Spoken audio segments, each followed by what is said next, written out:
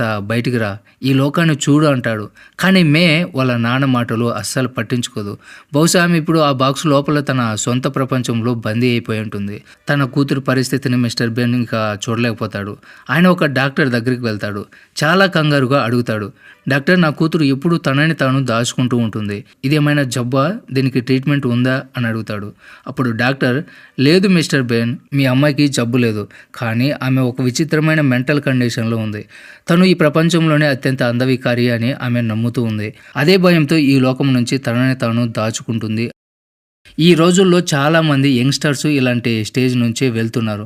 జపాన్లో దీన్ని హికికోమోరి అంటారు. వాళ్ళు తమని తాము అందరి నుంచి వేరు చేసుకుంటారు.